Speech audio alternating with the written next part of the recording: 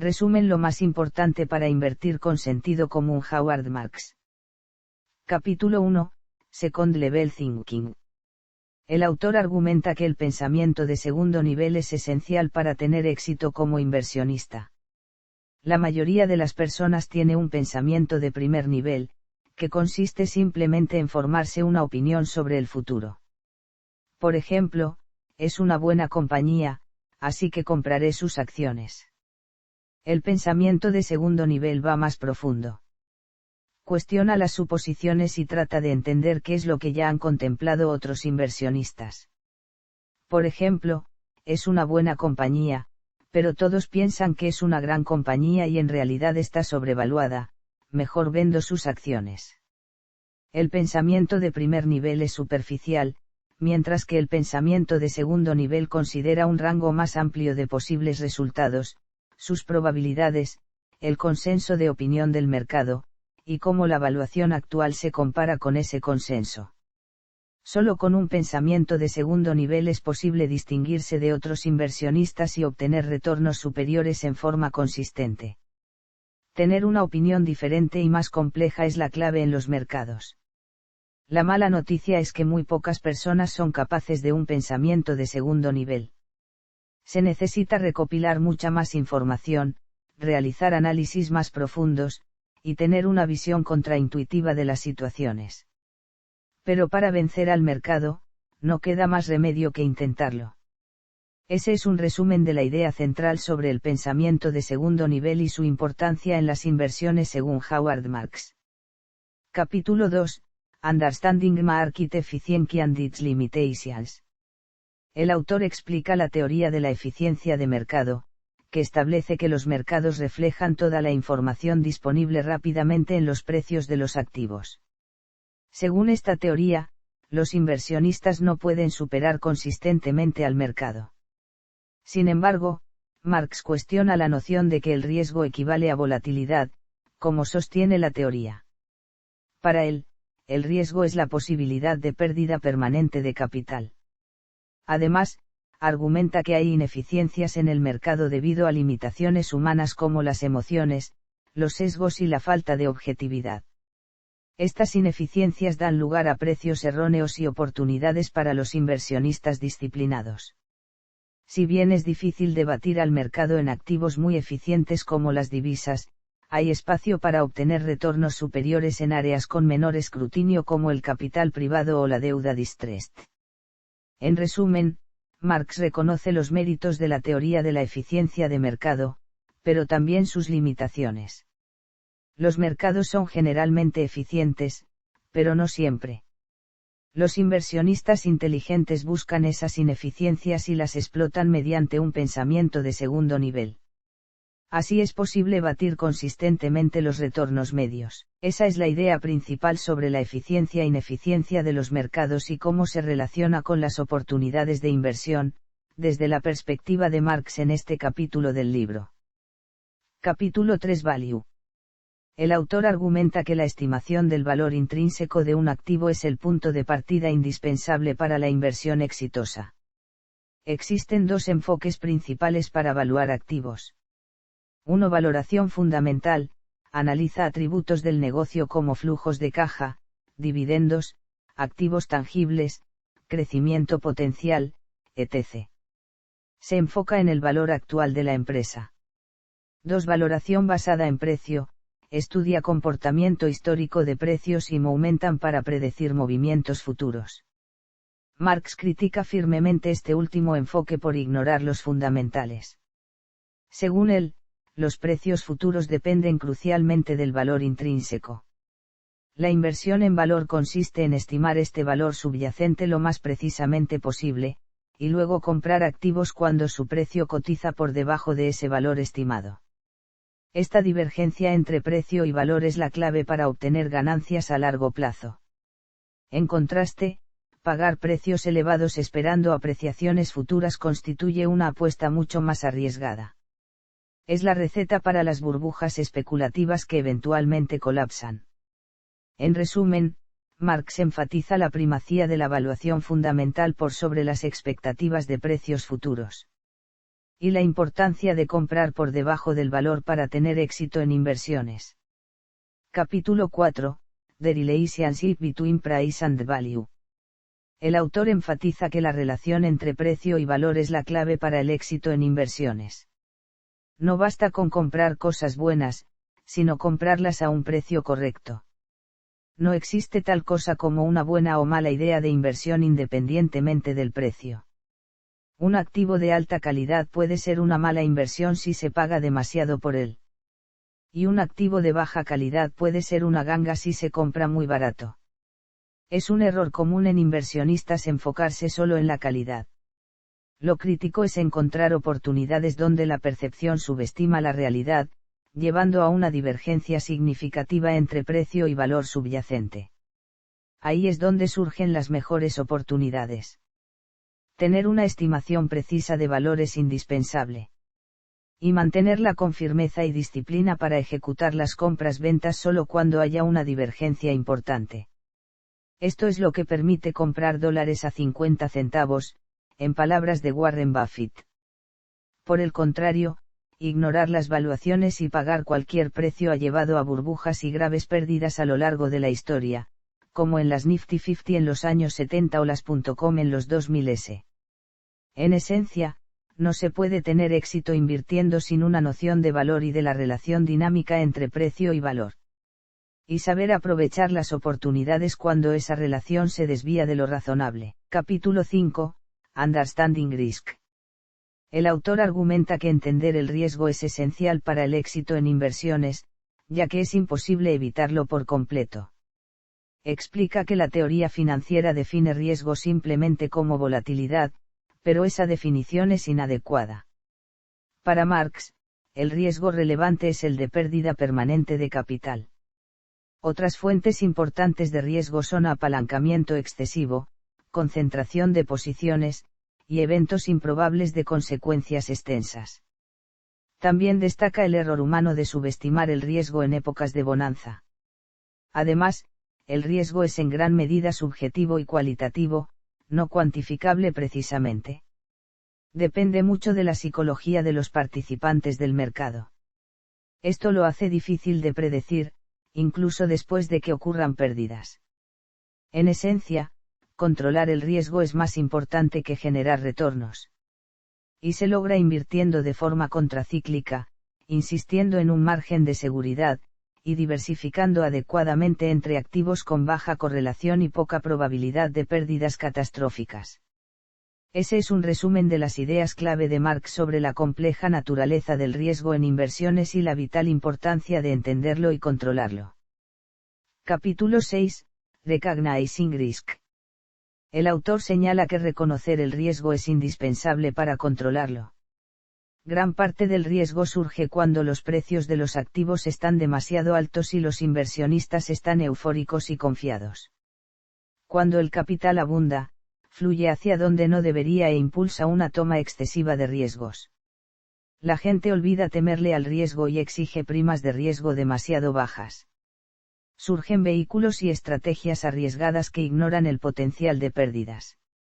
Es esencial estar atentos a señales como valuaciones estiradas, spreads de crédito comprimidos, elevado apalancamiento, énfasis en innovaciones complejas, entre otros. Indican un ambiente donde el riesgo real está subestimado. Saber dónde estamos parados en el ciclo es crítico. Cuando los demás están eufóricos hay que volverse cauteloso. El autor ejemplifica analizando señales en 2005 a 2007 previas a la crisis financiera. Quienes las detectaron y se volvieron defensivos salieron mejor librados. En síntesis, tratar de detectar burbujas irracionales es indispensable para controlar el riesgo y evitar dolorosas pérdidas. El rebaño siempre se equivoca en los extremos. Capítulo 7. Controlling Risk. El autor argumenta que controlar el riesgo es incluso más importante que generar retornos para el éxito en inversiones. Grandes inversionistas como Warren Buffett o Julian Robertson se distinguen más por evitar desastres y consistencia, que por rendimientos espectaculares pero erráticos. Controlar el riesgo implica entender la relación entre retorno potencial y riesgo, cuantificar la pérdida máxima tolerable, usar apalancamiento prudentemente, diversificar, entre otros. Lo opuesto, asumir demasiado riesgo persiguiendo altos retornos, puede funcionar por un tiempo, pero eventualmente conlleva errores catastróficos y quiebras. Es jugar ruleta rusa en las finanzas. El autor enfatiza especialmente la idea de margen de seguridad de Buffett. Pagar precios mucho menores al valor estimado brinda protección incluso si las premisas resultan erróneas. En síntesis, controlar el riesgo es indispensable para navegar con éxito las inevitables crisis. Mientras muchos invertir agresivamente buscando brillar, la consistencia viene de prudencia y evitar graves pérdidas. Capítulo 8. Being Attentive to Cycles. El autor enfatiza la naturaleza cíclica de la economía y los mercados. La psicología humana oscila entre emotividad y exceso, haciendo que los precios de los activos fluctúen significativamente entre etapas de auge boom y caída bust. Es imposible saber cuándo un ciclo cambiará de dirección o cuál será su magnitud. Pero es esencial detectar dónde estamos parados en el ciclo en un momento dado, y ajustar el comportamiento de inversión en consecuencia. Hay que volverse cauteloso cuando predomina la codicia en un boom, con valuaciones exigentes y euforia desmedida. Y hay que comprar agresivamente en un bust, cuando el miedo y pesimismo llevan a precios irracionalmente bajos. Ejemplos notables son como la manía de las .com terminó en un gran crash, o la reciente crisis financiera que comenzó con exuberancia irracional en mercados como el de bienes raíces. En síntesis, ignorar la naturaleza cíclica de los mercados y extrapolar tendencias puede tener consecuencias desastrosas. El éxito viene de invertir de forma contracíclica, evitando seguir a la manada. Capítulo 9. Awareness of the Pendulum. El autor utiliza la metáfora de un péndulo para describir las oscilaciones extremas en la psicología del inversionista colectivo entre emociones como codicia, miedo, euforia, depresión, credulidad, escepticismo. Estos vaivenes psicológicos llevan a los precios de los activos a alejarse mucho de sus valores intrínsecos, creando burbujas en los máximos y crisis en los mínimos. La mayoría de los inversionistas terminan comprando caro y vendiendo barato. Es imposible saber hasta dónde llegará la oscilación del péndulo o cuándo cambiará de dirección. Pero sí podemos tratar de detectar puntos extremos basados en indicadores como valuaciones exigentes, spreads comprimidos, apalancamiento elevado o manías especulativas. Ahí es cuando el inversionista inteligente adopta una postura contraria a la manada, vende seca cuando el optimismo alcanza un pico insostenible, y compra de forma agresiva cuando el pesimismo domina. En esencia, la conciencia sobre este vaivén emocional permite aprovechar oportunidades excepcionales y evitar grandes pérdidas. Ignorarlo implica seguir a las masas hacia el desastre. Capítulo 10. Combating Negative Influences. El autor argumenta que la psicología juega un rol muy importante en las inversiones, ya que las emociones humanas llevan a errores generalizados y predecibles. Entre estas influencias negativas menciona, codicia, miedo, suspensión de incredulidad, ego, envidia, presión de conformidad y capitulación. Operan de forma recurrente en los extremos de los ciclos del mercado. Por ejemplo, la codicia lleva a sobrevalorar activos y asumir demasiado riesgo en la búsqueda de ganancias. Es el combustible de las burbujas especulativas. Luego, el miedo hace que los inversionistas panicen y vendan a precios irracionalmente bajos. El autor enfatiza que es muy difícil resistir la mentalidad de manada en los extremos del mercado. Pero los inversionistas exitosos tienen un fuerte sentido de valor, convicciones arraigadas, y capacidad para adquirir una posición contraria, aprovechando la irracionalidad colectiva. En síntesis, entender y contrarrestar la influencia de emociones es indispensable en inversiones. De otra forma, se termina cometiendo errores caros siguiendo a la turba. Capítulo 11. Contrarianism.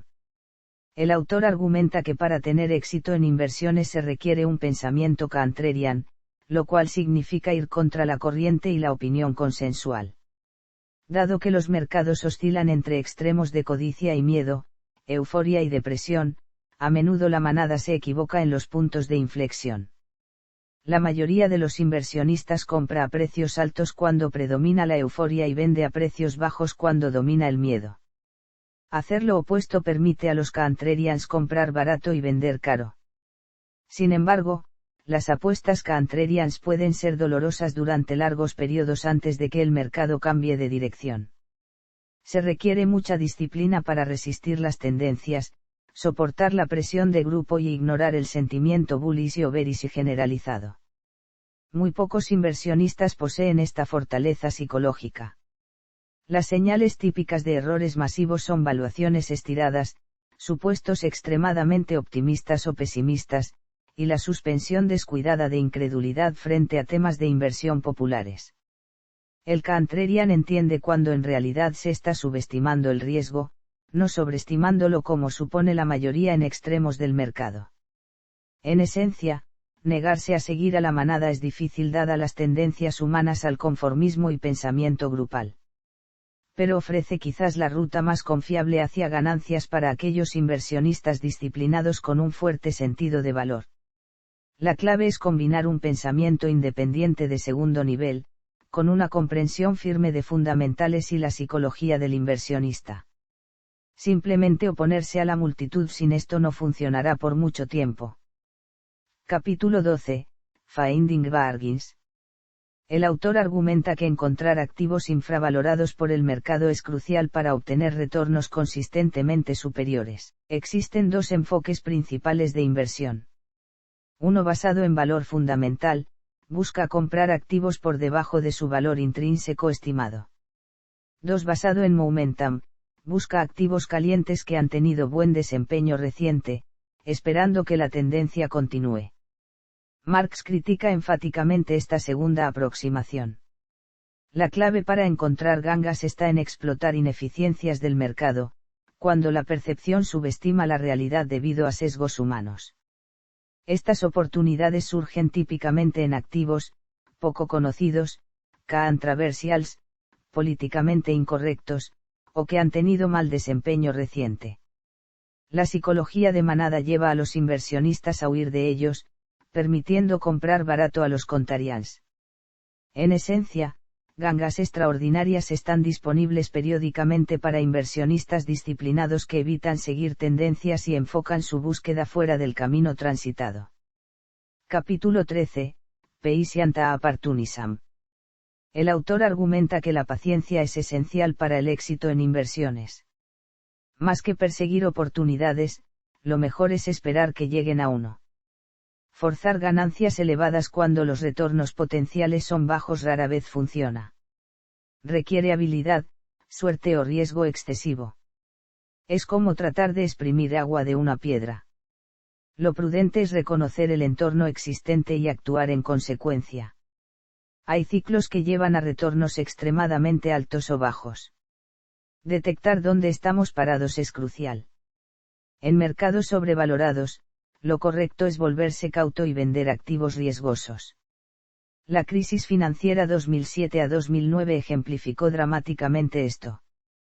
Quienes detectaron la euforia irracional años antes y se pusieron defensivos, pudieron después comprar a precios de liquidación históricos cuando el pánico se generalizó.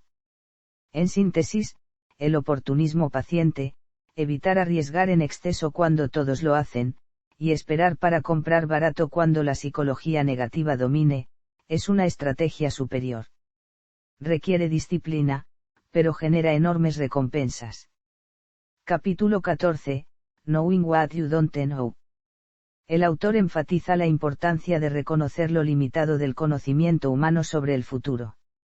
La mayoría de inversionistas sobreestima lo predecible de variables macro como economías, tasas de interés o mercados accionarios. Pocos pronosticadores son consistentes en acertar el futuro. Y aun aquellos que lo hacen una vez rara vez vuelven a tener razón después. Por ello, es mejor enfocarse en comprender negocios, industrias y activos específicos. Entre más micro el enfoque, mayores las ventajas del inversionista. Asumir que se puede predecir el futuro y construir carteras apalancadas bajo un solo escenario conduce a errores graves. Mejor hay que considerar una distribución de probabilidades y construir carteras robustas ante varios resultados. La humildad intelectual, saber lo que uno no sabe sobre eventos macroeconómicos, es un rasgo distintivo de los mejores inversionistas. Combinado con un enfoque en microvaluaciones, es la base de resultados superiores sostenibles. En esencia, hay demasiada incertidumbre e infinitas interacciones como para creer que uno puede consistentemente conocer el futuro. Reconocerlo es el primer paso para invertir exitosamente en un mundo imposible de pronosticar. Capítulo 15. Having a sense for where we stand. Aunque es imposible predecir de antemano los movimientos cíclicos de la economía y los mercados, es indispensable entender dónde nos encontramos en el ciclo en un momento determinado. Esto se logra prestando mucha atención al presente. Se debe analizar el comportamiento de otros participantes e invertir de forma contracíclica, con cautela cuando el optimismo prevalezca, y de forma agresiva cuando haya pánico.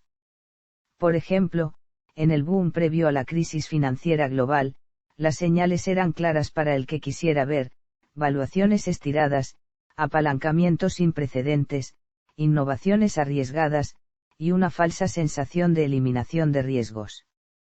Quienes detectaron la euforia irracional y se pusieron defensivos, se encontraron mejor preparados durante la crisis y pudieron aprovechar las oportunidades post-crisis. No por poder predecir, sino por tener sentido de las condiciones existentes. En esencia, aunque no podamos pronosticar el futuro, sí podemos prepararnos observando el presente. Y posicionarnos para sobrevivir climas adversos, evitando seguir las tendencias extremas de la manada. Capítulo 16.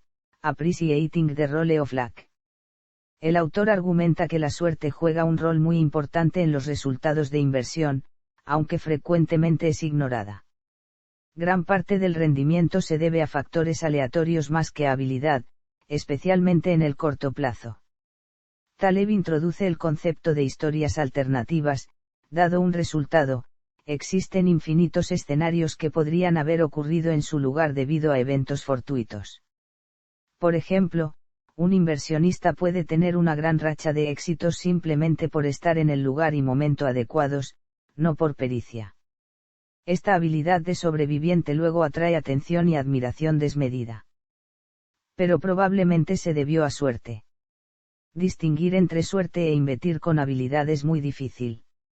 Se requieren muchos años de resultados, con pruebas de asimetría en retornos ganancias consistentemente mayores a pérdidas antes de concluir la existencia de pericia superior.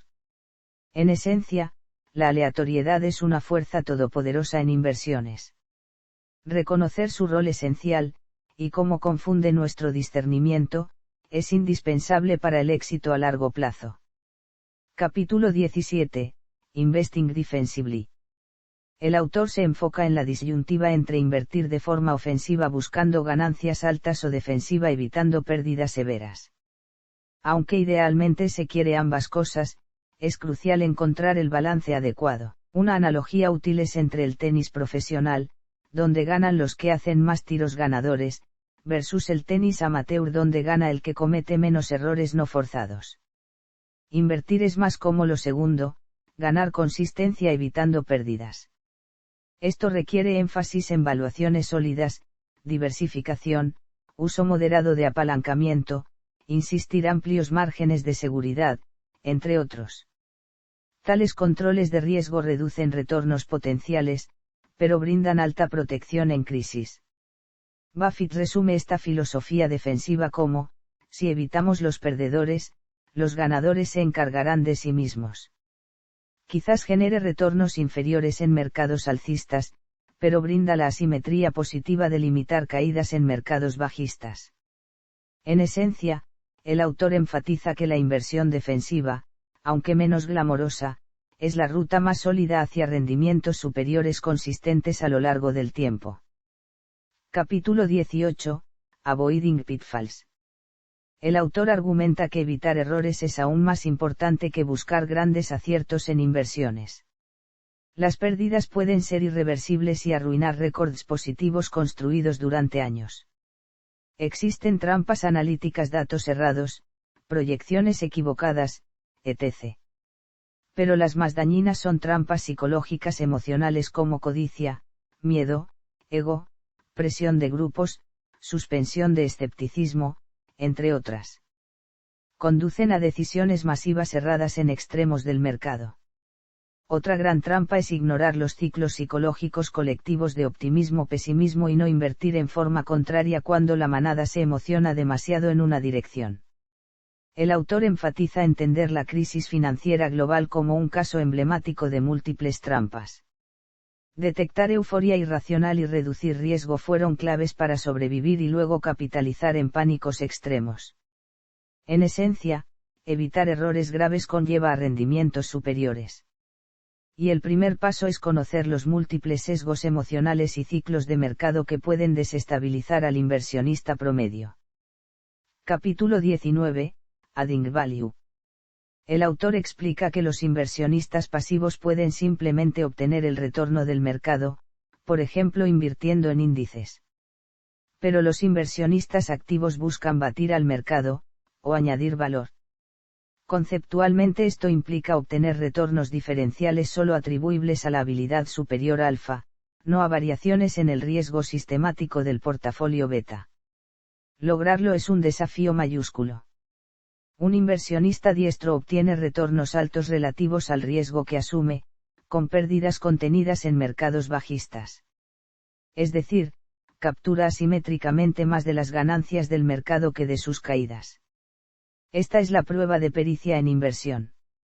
El autor resume la meta como, igualar el mercado cuando sube, y superarlo cuando baja. Un portafolio defensivo puede rendir menos en alzas, pero cae mucho menos en bajas.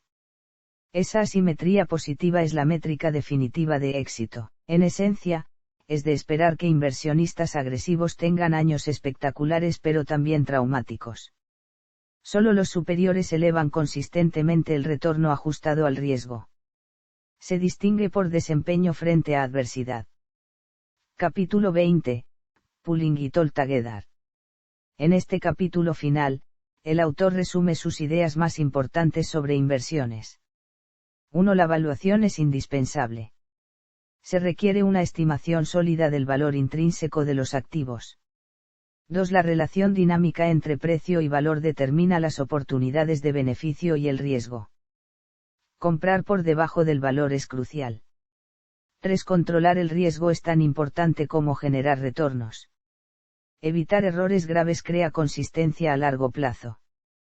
4. Hay que entender los inevitables ciclos emocionales colectivos para invertir en forma contraria cuando la manada se excede. 5. Tener paciencia y esperar por oportunidades es esencial, en lugar de perseguir retornos altos en todo momento. 6. Reconocer lo que uno no sabe, especialmente sobre economías, es clave. El énfasis debe estar en entender negocios activos específicos. 7. Tener sentido del punto del ciclo donde nos encontramos, sin necesidad de pronósticos, permite prepararse para el futuro. 8. La suerte juega un gran papel en inversiones, pero los inversionistas superiores obtienen retornos asimétricos que revelan auténtica pericia con el tiempo. En síntesis, aplicar simultáneamente todos estos principios conduce a desempeño superior en las inversiones.